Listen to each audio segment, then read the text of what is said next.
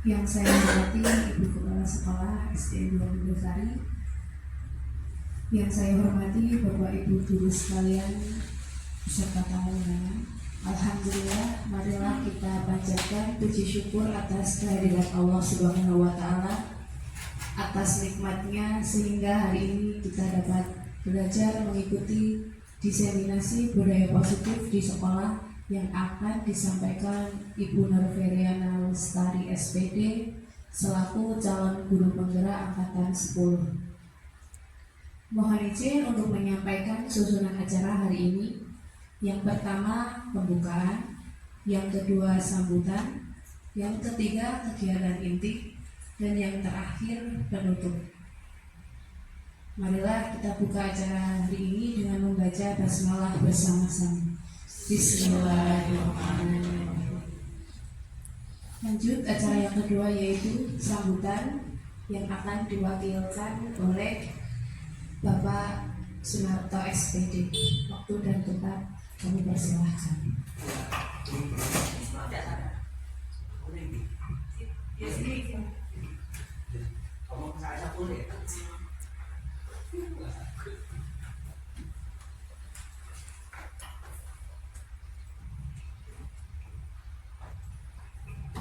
Assalamualaikum warahmatullahi wabarakatuh. Waalaikumsalam warahmatullahi wabarakatuh. Bapak Ibu guru yang saya hormati, marilah pertama kali kita panjatkan puji syukur kepada Allah Ta'ala yang telah melimpahkan beberapa rahmat inayah kepada kita semua, sehingga pada siang hari ini kita bisa berkumpul di halaman atau di ruang kelas ini dengan sehat walafiat, tidak ada suatu masalah apapun. Bapak dan Ibu guru yang saya hormati, bahwa pada siang hari ini kita akan mengadakan suatu kegiatan yang mana itu tadi adalah merupakan program dari Ibu Norveriana Lestari yang merupakan dari calon guru penggerak angkatan 10 Kabupaten Boyolali. Kita hanya bisa berharap semoga program apa yang dilaksanakan oleh Ibu Norveriana ini nanti akan bisa berhasil dengan baik. Kedepannya mudah-mudahan akan membuahkan hasil dan membawa suatu keberhasilan untuk kemajuan di SD kita ini. Yang selanjutnya untuk diseminasi budaya ini yang positif ini nanti saya serahkan kepada untuk pembicaranya. Monggo nanti kita hanya bisa mengikuti dan mendengarkan saja.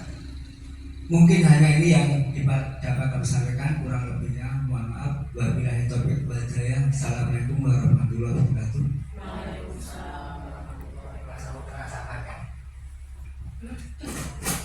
Terima kasih untuk Bapak Sunarto atas sambutannya. Lanjut ke acara selanjutnya yaitu pemaparan diseminasi tentang budaya positif di sekolah oleh Ibu Norveriana Lestari SPD. Waktu dan tempat kami persilakan. Bismillahirrahmanirrahim. Assalamualaikum warahmatullahi wabarakatuh. Ini saya perkenalkan, saya Norveriana Lestari dari CGP Angkatan 10 Kabupaten Boyolali. Saya akan memaparkan tentang diseminasi budaya positif. Nextnya, sebelum memulai acara hari ini, izinkan saya untuk berpantun, nggih. Tapi ada syaratnya. Ketika saya pantun, saya mohon Bapak Ibu mengacungkan jempolnya dan bilang cakep. Setuju Bapak Ibu? Setuju. Mulai nggih. Kenangan dengan mantan sangat mendalam. Cakep. Sampai terpikir siang dan malam. Cakep. Izinkan saya mengucapkan salam untuk hadirin yang datang hari ini. Cakep. Satu lagi. Ibu Tuti membawa nasi. Cakep. Karena semua sudah berkumpul, kita mulai presentasi hari ini. Cakep. Terima kasih Bapak Ibu. Next. Nah, sebelum memulai, ini ada kalimat tanya pemantik Bapak Ibu. Dipahami nggih, Mas T? Apakah Bapak Ibu setuju jika yang pertama pemberian hukuman dapat mendisiplinkan murid. Apakah setuju Bapak Ibu? Setuju. Setuju. Oke. Tergantung. Ya. Yang kedua, pemberian hadiah dapat meningkatkan prestasi murid. Apakah setuju Bapak Ibu? Setuju. Oke. Yang ketiga, oke, monggo. Yang ketiga, guru berperan sebagai teman bagi murid. Setuju? Ya. Yang keempat, guru harus memberikan solusi tentang permasalahan murid. Setuju. Oke. Kita keep dulu ya jawabannya, kita keep dulu. Apakah setelah saya nanti memaparkan tentang budaya positif ini nanti, apakah jawaban Anda masih berubah atau tetap setuju? Ya. Next. Oh ya, sebelumnya saya minta maaf. Di sini saya tidak menggurui deh. Saya hanya di sini nge-share. Kita sharing ilmu yang saya dapatkan. Kita belajar bareng-bareng, menyatukan persepsi kita. Oke. Yang selanjutnya budaya positif. Budaya positif adalah sikap, nilai, kepercayaan, dan praktik-praktik yang menciptakan lingkungan yang mendukung dan memotivasi orang untuk berkembang dan berkontribusi secara positif. Itu pengertian budaya positif ya. Konsep inti budaya positif. Yang pertama ada perubahan paradigma yang mendukung dan memotivasi orang untuk berkembang dan berkontribusi secara positif. Itu pengertian budaya positif ya. Konsep inti budaya positif. Yang pertama ada perubahan paradigma baru, yang kedua disiplin positif, yang ketiga nilai-nilai kebijakan, yang keempat kebutuhan dasar manusia, yang kelima motivasi perilaku manusia, yang keenam posisi kontrol guru, yang ketujuh keyakinan kelas, yang kedelapan budaya restitusi. Dari sekian 8 ini, ada kata-kata yang Bapak Ibu belum tahu atau masih awam gitu, ada enggak? Atau sudah tahu semua? Ada. Yang mana Ibu? Yang restitusi. Oh ya, restitusi. Asing nggih, Bu nggih? Oh ya. Ada lagi Bapak? Budaya restitusi itu apa? Oh ya. Berarti yang asing bagi panjenengan adalah budaya restitusi nggih? Oke, next Pak. Nah, yang pertama pembelajaran dengan paradigma baru. Pembelajaran yang dirancang berdasarkan kebutuhan dan karakteristik murid untuk mewujudkan profil pelajar Pancasila. Nah, itu. Jadi, pembelajaran dengan paradigma baru, pembelajarannya yang mewujudkan profil pelajar Pancasila. Seperti itu, kemarin kan sudah tahu nggih pelajar Pancasila, profil pelajar Pancasila itu apa aja? Apa Bapak Ibu? Oke, ini ya profil pelajar Pancasila antara lain beriman, bertakwa kepada Tuhan Yang Maha Esa, berkebinekaan global, bergotong royong, kreatif, bernalar kritis, mandiri. Nah, tujuan pendidikan menurut Ki Hajar Dewantara. Bapak Ibu tahu nggak Ki Hajar Dewantara itu siapa? tokoh pendidikan. Ya, tokoh pendidikan ya Pak, alias Bapak Pendidikan. Ya. Ki Hajar Dewantara menuturkan, menuntut segala kodrat ada pada anak-anak agar mereka dapat mencapai keselamatan dan kebahagiaan yang setinggi-tingginya, baik sebagai manusia maupun sebagai anggota masyarakat. Oleh sebab itu, pendidik hanya dapat menuntun sesuai kekuatan kodrat yang ada pada anak-anak agar dapat memperbaiki lakunya hidup dan tumbuh sesuai kekuatan kodrat anak. Jadi, itu maksudnya anak itu bukan seperti kertas kosong nih. Anak itu bukan seperti kertas kosong yang semau kita orang dewasa memberi coretan apapun kepada anak tersebut. Melainkan anak itu sudah punya tulisan atau gambar-gambar yang tipis. Tugas kita itu hanya menuntun, mengarahkan anak untuk menggali potensi yang lebih baik, yang bermanfaat bagi bagi manusia. Ngoten nggih? Nggih, lanjut. Mengubah paradigma stimulus respon ke pendekatan teori kontrol.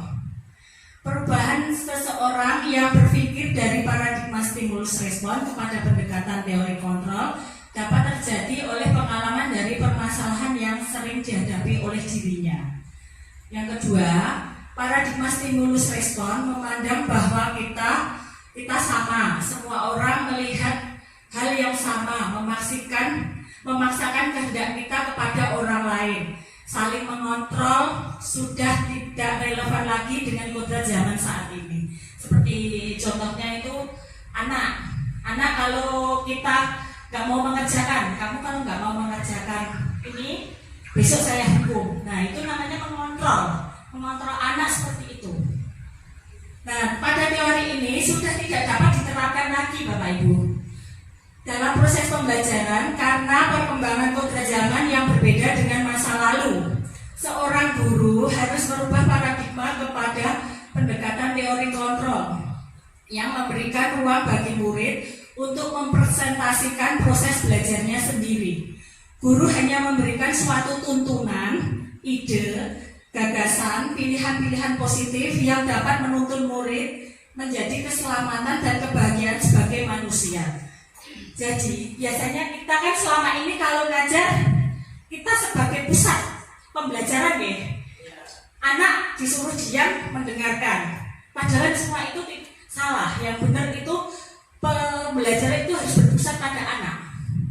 Nah, jadinya kita harus mengetahui bakat anak itu di mana, terus menuntun. Jadi dia kreatifnya di mana, kita menuntun dan menyemangati supaya bisa menggali potensinya.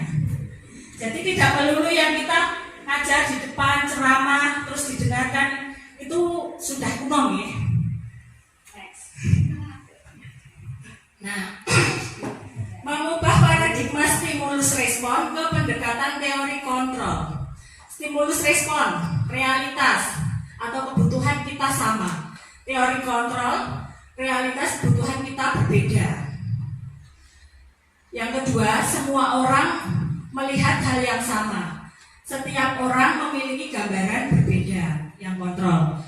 Yang ketiga, kita mencoba mengubah orang agar berpandangan sama dengan kita.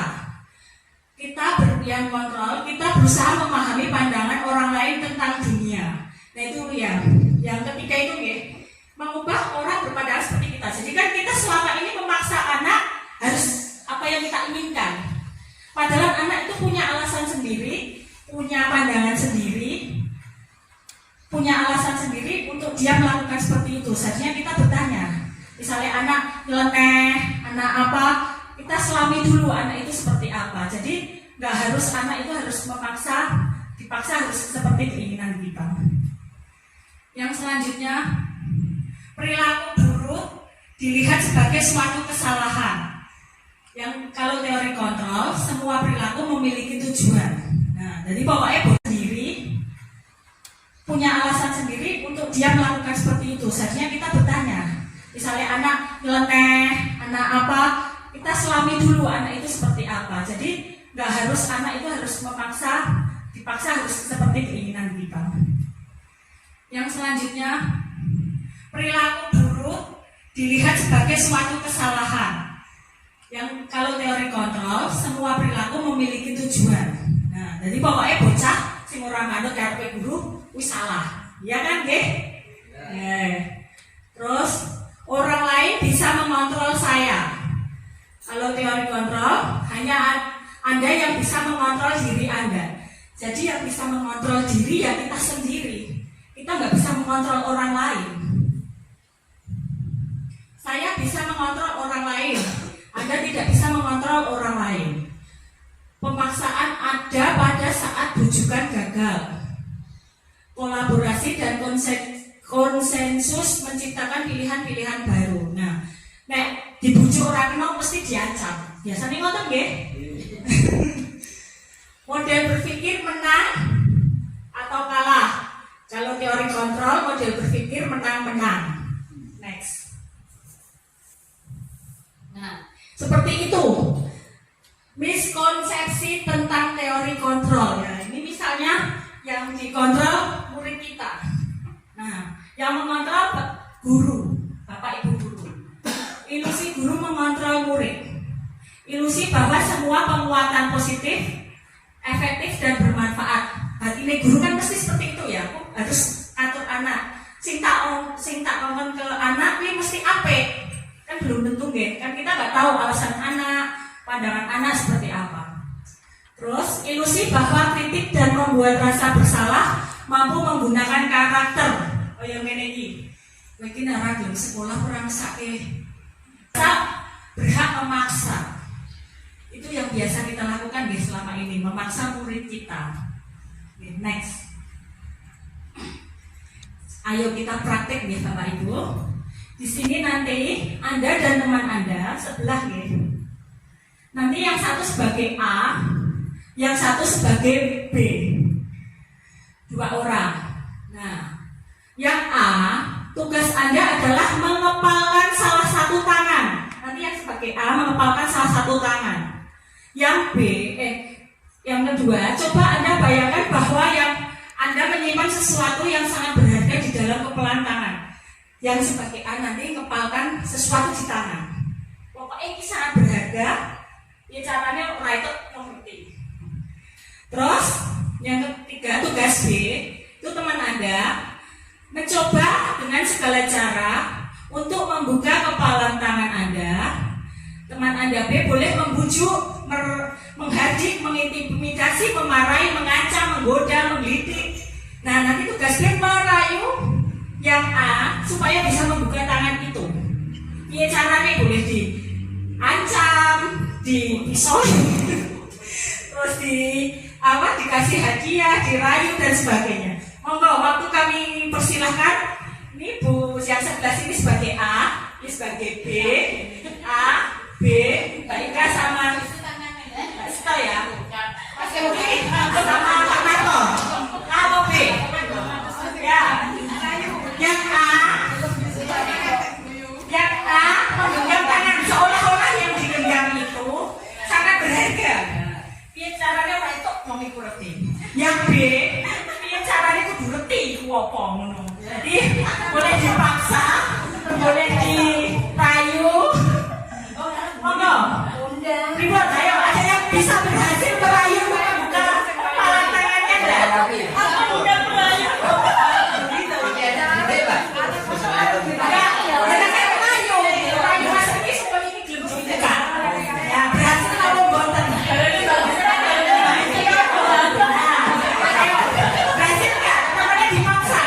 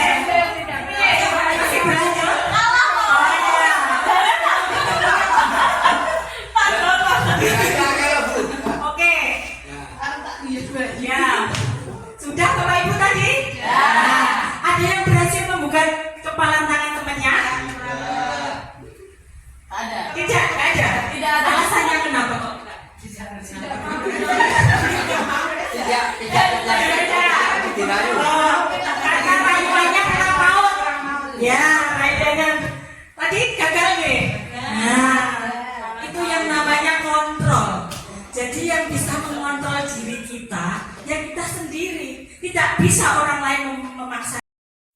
Kita ice breaking dulu ya Bapak Ibu supaya tidak tegang dan bisa melepaskan otot-otot kita. Monggo, kula aturi berdiri. Ya. Yeah. Jadi nanti tangan diputar-putar, bertepuk tangan. Yang kedua tangan diputar-putar, pegang bahunya. Yang ketiga tangan diputar-putar, pegang lututnya. bentuknya. Pokoknya intinya tangan selalu diputar. Oke, mulai ya Bapak Ibu.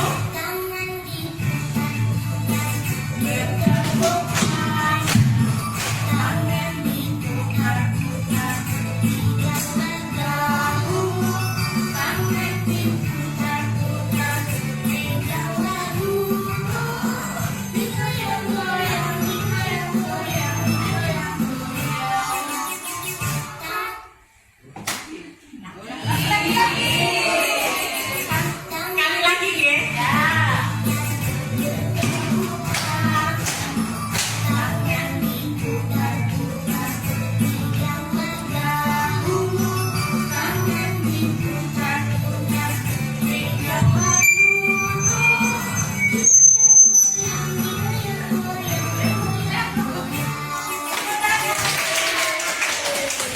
Terima kasih, silahkan duduk kembali.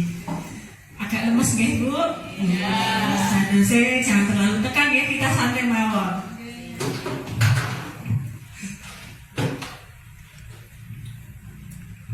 Lanjut nggih ke materi lagi. 5 posisi kontrol guru. Yang pertama sebagai penghukum, yang kedua sebagai teman, yang ketiga sebagai pembuat merasa bersalah, yang keempat sebagai pemantau, yang kelima sebagai manajer. Yang pertama penghukum. Penghukum itu guru seperti ini senantiasa percaya hanya ada satu cara agar pembelajaran bisa berhasil dengan cara itu. Yang kedua sebagai teman. Guru pada posisi ini tidak akan menyakiti murid, namun akan tetap berupaya mengontrol murid melalui pendekatan persuasif.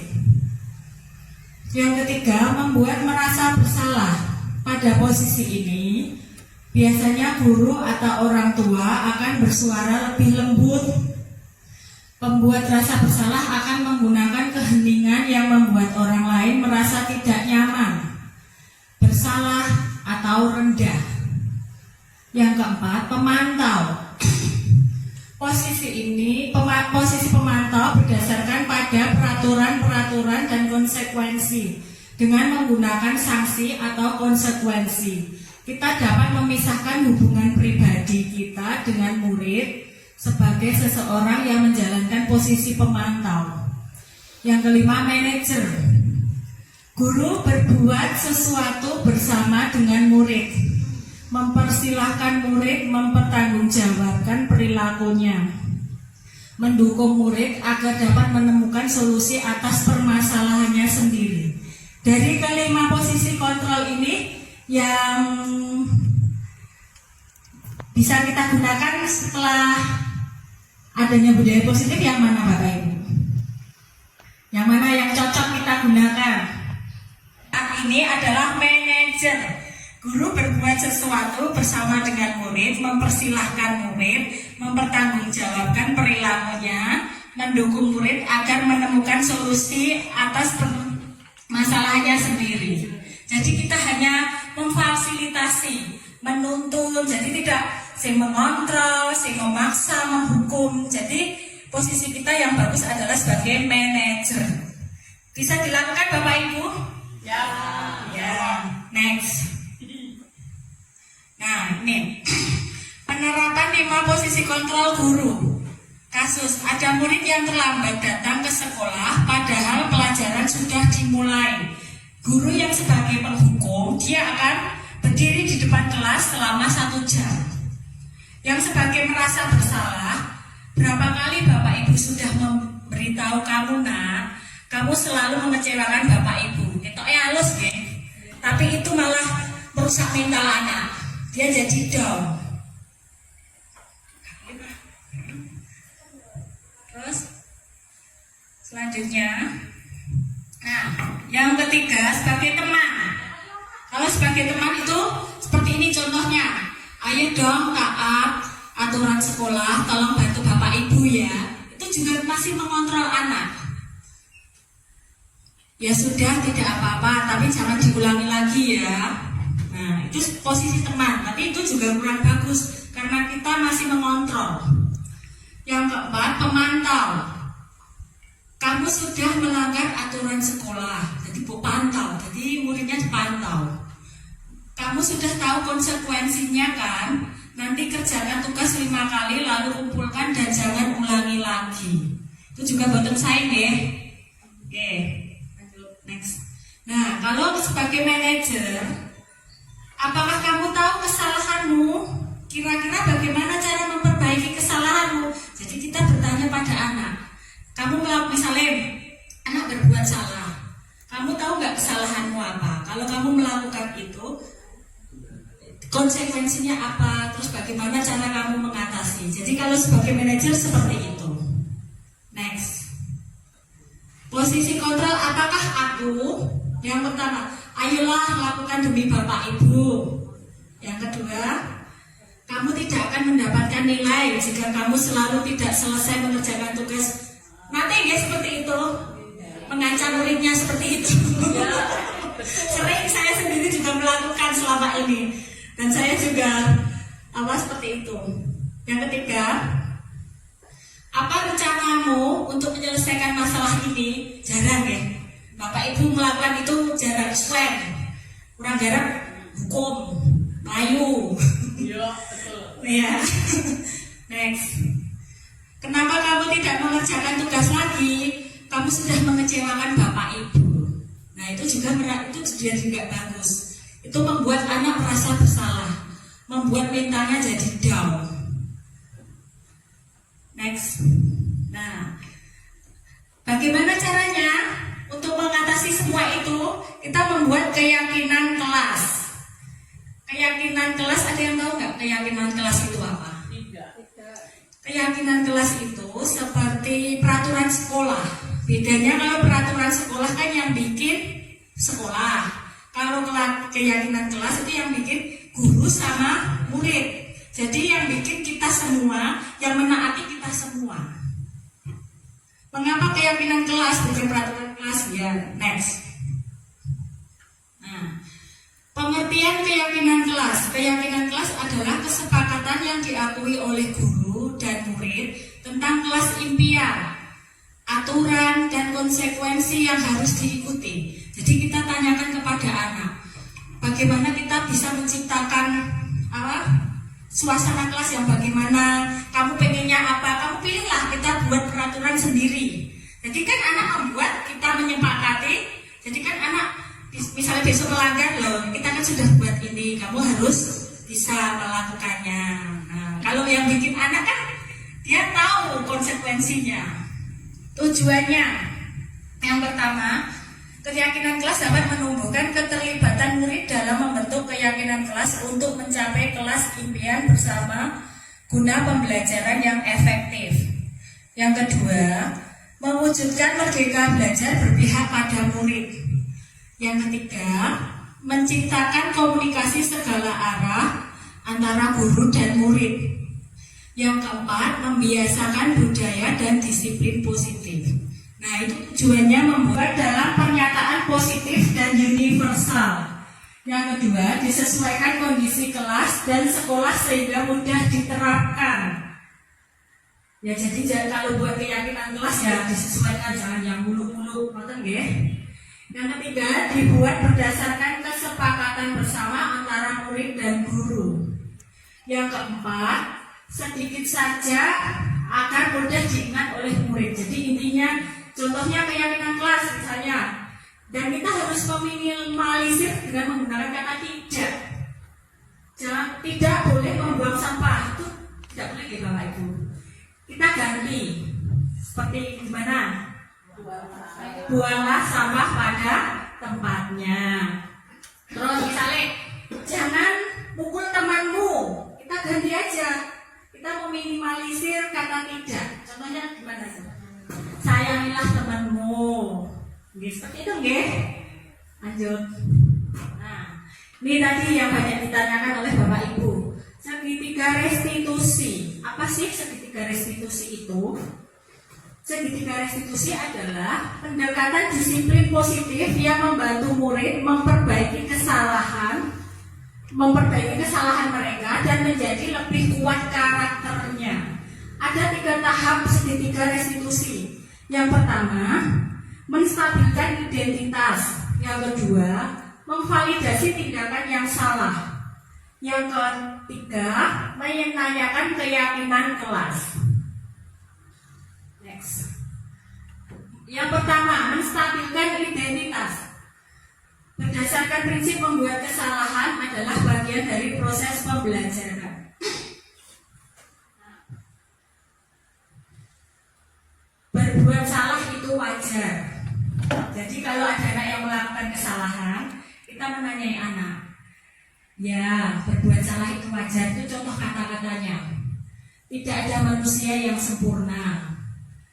Ibu bapak juga pernah melakukan itu. Jadi nek ana bocah sing melakukan kesalahan, jangan langsung dijudge, jangan langsung dihukum, jangan langsung dibentak. Kita stabilkan dia.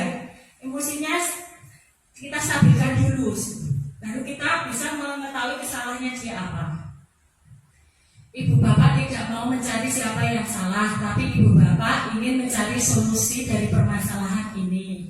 Kamu berhak merasa begitu. Next.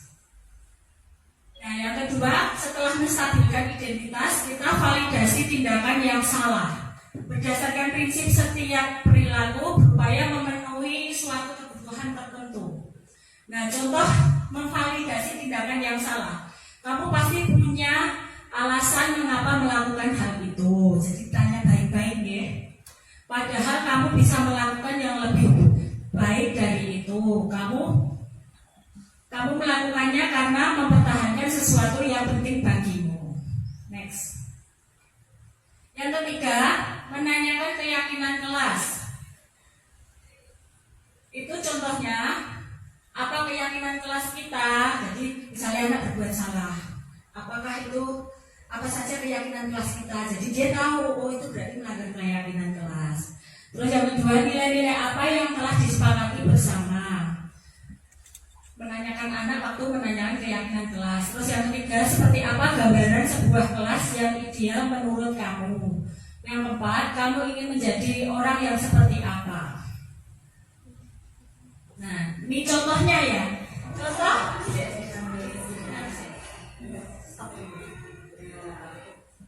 Ini contohnya penerapan kita menerapkan segitiga restitusi pada anak yang terlambat ke sekolah. Ya,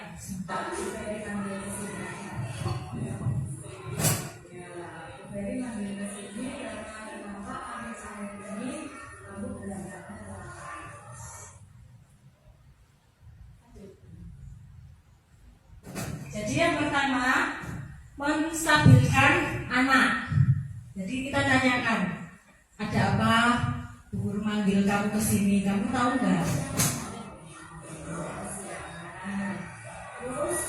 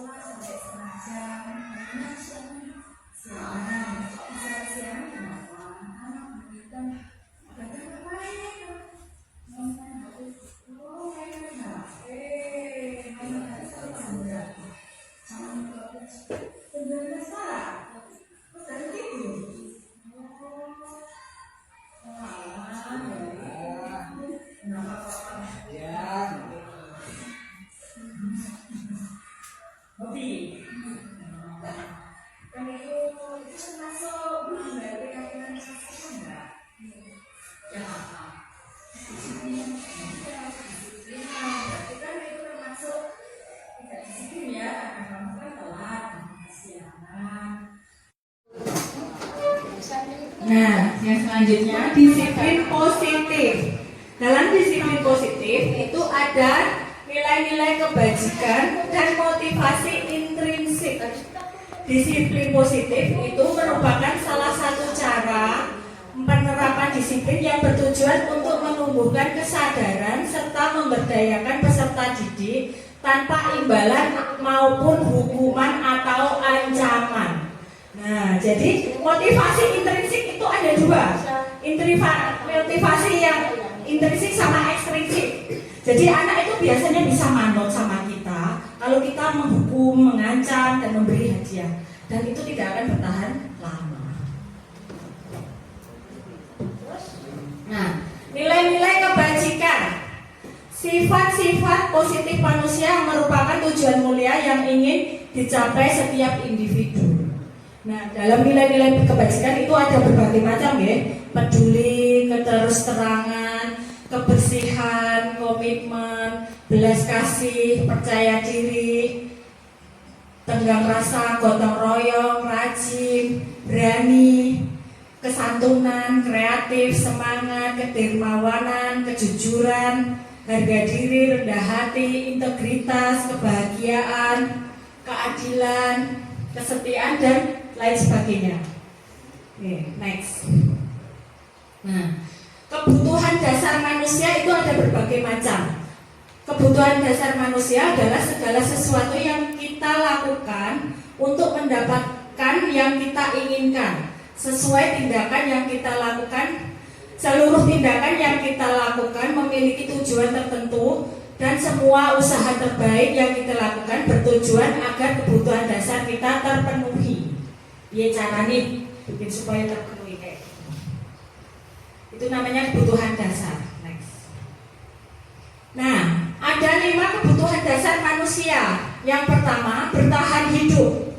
Contohnya makan, makanan, pakaian, tempat tinggal, keamanan, kesehatan. Yang kedua, kasih sayang dan rasa diterima. Itu contohnya rasa diterima, dihormati, berbagi, bekerja sama. Yang ketiga, penguasaan. Harga diri, contohnya harga diri, berprestasi, memimpin, diakui, didengar. Yang keempat, kebebasan. Mandiri, contohnya mandiri, memiliki pilihan, mencoba hal baru. Yang kelima, kesenangan. Contohnya bermain, humor, antusias, tertawa. Next. Motivasi perilaku manusia. Yang pertama, untuk menghindari ketidaknyamanan atau hukuman. Jadi yang dialami anak peserta didik selama ini, dia mau melakukan perintah kita karena dia menghindari ketidaknyamanan dan dihukum oleh Bapak Ibu guru. Yang kedua, dia mau melakukan itu karena ada imbalan, seperti penghargaan, reward, hadiah dari orang yang menyuruh itu. Yang ketiga, untuk menjadi orang yang mereka inginkan dan menghargai diri sendiri dengan nilai-nilai yang mereka percaya. Jadi kalau yang ketiga itu dari dirinya sendiri. Next. Nah, yang pertama itu tadi yang sebelumnya.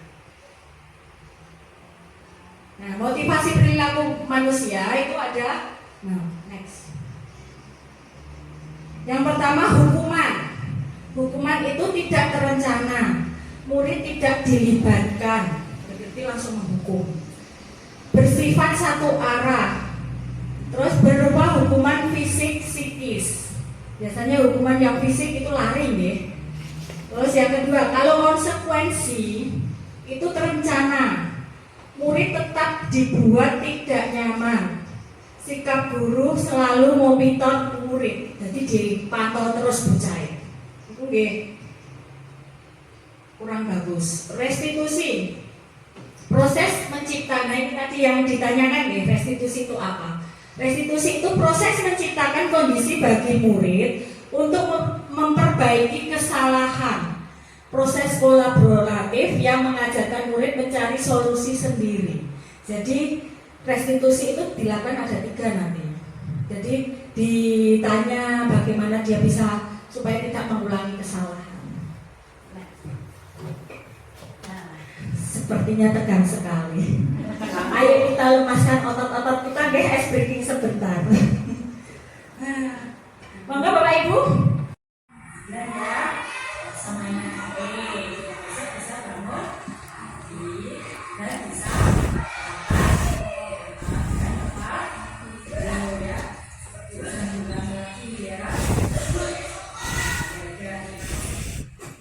ya, seperti itu ya Bapak Ibu. Kalau kita Jadi jangan langsung dijudge, jangan langsung dimarahin, apalagi dihukum.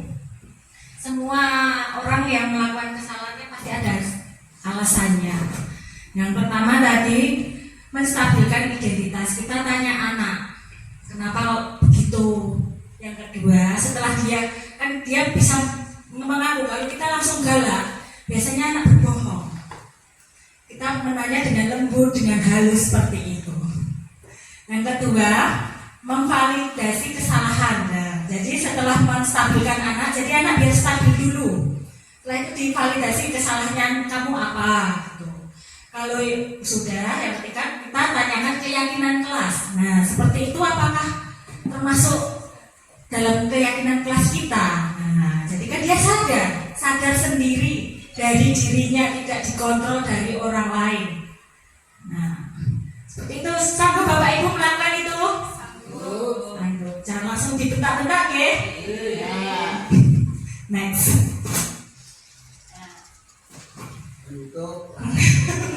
Akhirnya ya Pak, penutup. Budaya positif di sekolah merujuk pada norma-norma, nilai-nilai dan tindakan kolektif yang mendorong kerjasama, penghargaan dan kesejahteraan. Budaya positif memberikan fondasi yang kuat untuk mempromosikan perkembangan sosial, emosional dan akademik murid. Ketika sekolah mengadopsi budaya positif, murid merasa diterima, aman, dan didorong untuk berpartisipasi secara aktif dalam proses belajar. Pentingnya budaya positif terletak pada dampaknya terhadap motivasi belajar dan prestasi akademik murid. Ketika murid merasa terlibat dalam lingkungan yang positif, mereka cenderung lebih termotivasi untuk belajar, menjalin hubungan yang sehat dan mengatasi tantangan dengan percaya diri. Ya, itulah jika kita melaksanakan budaya positif di sekolah kita. Nonton ya Bapak Ibu? Next.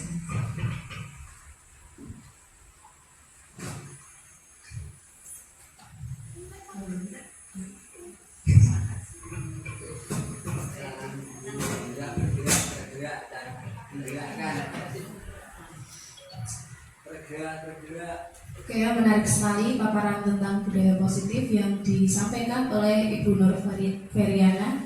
Namun pastinya ada hal-hal yang masih membuat Bapak Ibu ingin tahu lebih jauh tentang budaya positif di sekolah. Untuk itu langsung saja kita masuk pada sesi tanya jawab. Monggo kalau ada Bapak Ibu yang ingin bertanya atau menanyakan tentang. Monggo kalau ada yang mau nanyakan atau menambahi. Ada boten Bapak Ibu?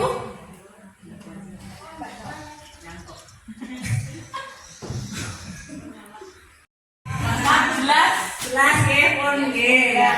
Kalau gitu saya akhiri. Wassalamualaikum warahmatullahi wabarakatuh. Waalaikumsalam warahmatullahi wabarakatuh. Terima kasih atas waktunya dan kehadiran. Sami-sami.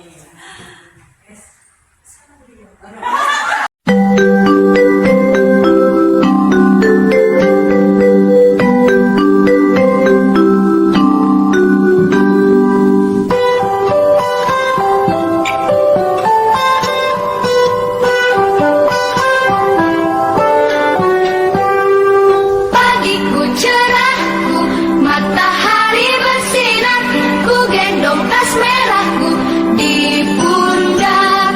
Selamat pagi semua, ku nantikan dirimu di depan kelasmu, menantikan kami. Guruku tersayang, guru tercinta, tanpa. Assalamualaikum warahmatullahi wabarakatuh. Perkenalkan, nama saya Fitri Nur Hidayat. Saya dari SDN Wonobersari. Di sini saya akan memberi umpan balik untuk calon guru penggerak dari SDN Wonobersari, yaitu Nur Feriana Lestari. Alhamdulillah saya sudah mengikuti diseminasi tentang materi budaya positif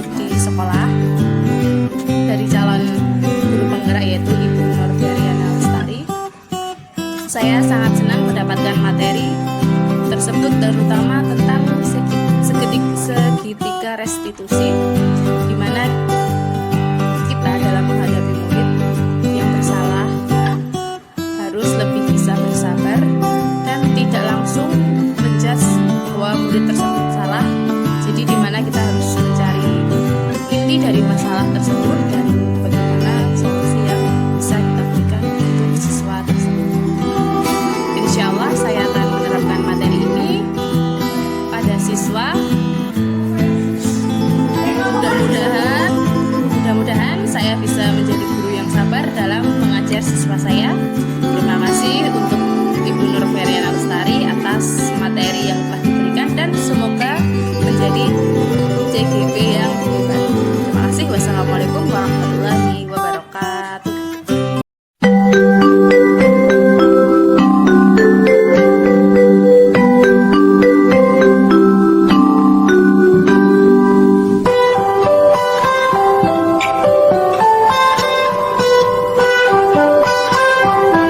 Assalamualaikum warahmatullahi wabarakatuh. Perkenalkan, saya Novi Fitriana dari Guru SDN 2 Mendosari. Di sini saya salah satu guru SDN 2 Mendosari. Alhamdulillah saya sudah mengikuti kegiatan yang diadakan Bu Feryana, yaitu tentang guru penggerak materi budaya positif dari calon guru penggerak, yaitu Bu Nur Feryana. Saya sangat senang mendapatkan materi tentang mengontrol siswa, yaitu terutama tentang segitiga restitusi, di mana kita dalam menghadapi murid yang bersalah, di mana kita harus lebih bersabar dan tidak langsung memarahi. Insya Allah saya akan selalu menerapkan materi ini. Mudah-mudahan saya bisa menjadi guru yang lebih sabar dalam mengajar siswa-siswa saya di SDN 2 Mendosari. Terima kasih untuk Bu Feryana. Semoga menjadi CGP yang lebih hebat lagi untuk kedepannya. Sekian dari saya. Wa taufiq wa hidayah. Wassalamualaikum warahmatullahi wabarakatuh.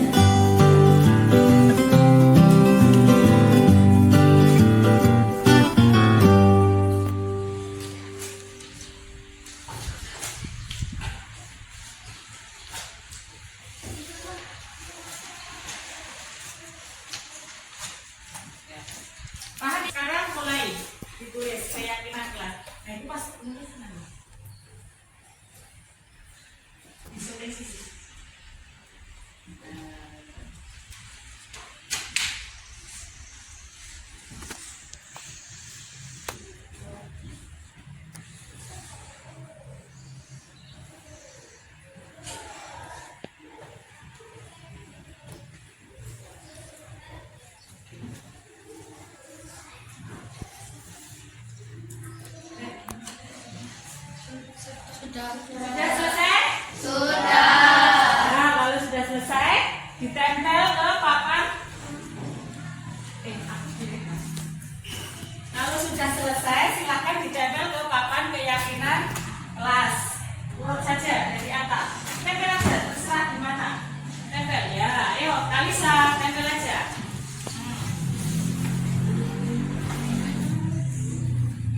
Iya, ya. Siap, Cek? Nah, apa-apa, tempel aja, nggak usah harus urut. Ayo, Fani. Nggak apa-apa. Nah, itu dibalik begitu. Ayo, tempel. Dikait tulisan, dikasih tulisan, ditekuk penuh lah, gitu loh. Ayo, Devan, Jessica, nah ditekuk penuh. Nah, Yoga, Tevi.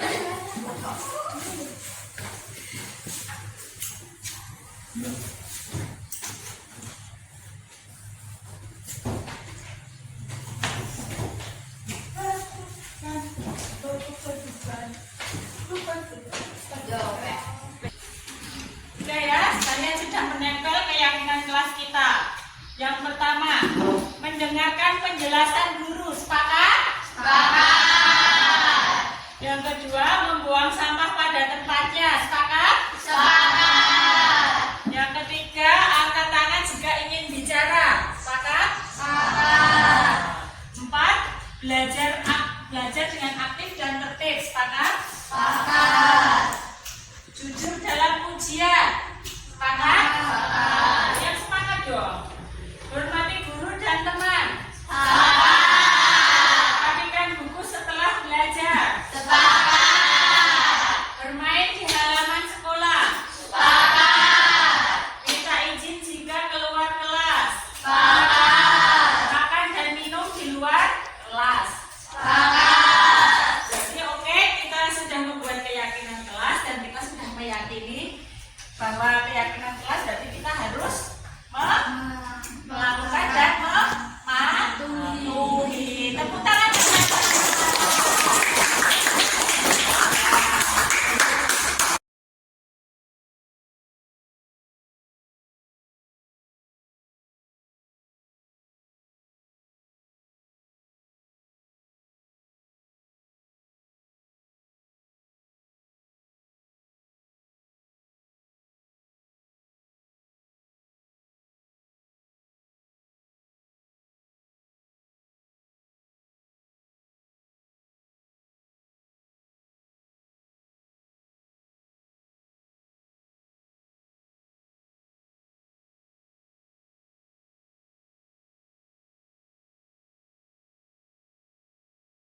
Assalamualaikum warahmatullahi wabarakatuh.